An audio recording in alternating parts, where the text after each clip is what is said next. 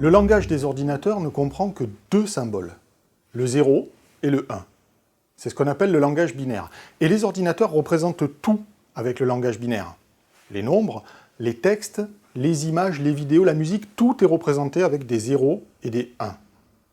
Et si on devait programmer les ordinateurs en utilisant le langage binaire, il y a des chances pour que ce soit moins intéressant pour beaucoup de monde. Heureusement, aujourd'hui, on dispose de langages de programmation qui nous facilitent la vie. Et ça, c'est l'histoire de Grace Hopper. Ou presque. Grace Hopper, c'est une scientifique américaine. Elle est née en 1906. Elle a rapidement montré de la curiosité pour les sciences, pour les technologies. Elle a démonté les réveils de sa maison un par un jusqu'à arriver à en remonter un en entier. Elle avait 7 ans. Elle a grandi dans une société probablement assez machiste pour qu'elle ait besoin de faire ses preuves un peu plus que ses collègues masculins.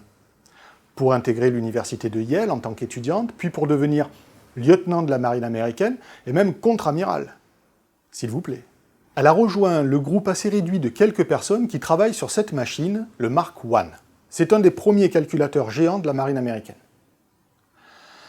Peut-être qu'aujourd'hui, vous trouvez ça assez difficile de vous initier à la programmation informatique. Mais alors imaginez que vous deviez travailler sur cette machine et spécifier une par une les ouvertures et les fermetures des connexions électroniques de la machine. Ce serait pas pratique, hein? Eh bien, Grace Hopper, pour faciliter ça, a proposé la notion de langage de programmation. C'est un langage qu'on appelle de haut niveau. Il est proche du langage humain. Et la notion de compilateur. Un compilateur, ça va prendre un programme écrit dans un langage de haut niveau et le traduire en instructions qu'on appelle de bas niveau, comme par exemple dans le langage binaire, pour la machine. Un compilateur, ça doit faire beaucoup de choses. Par exemple, ça doit reconnaître tous les éléments du langage.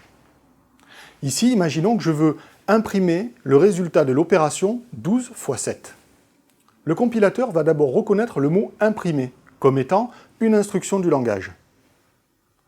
Ensuite, il doit reconnaître une parenthèse qui dit « voilà ce que je dois imprimer ».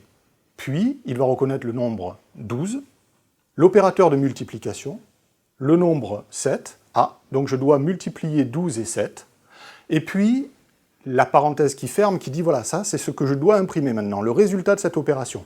Et enfin, le compilateur va reconnaître le point-virgule qui dit, maintenant, on passe à l'instruction suivante.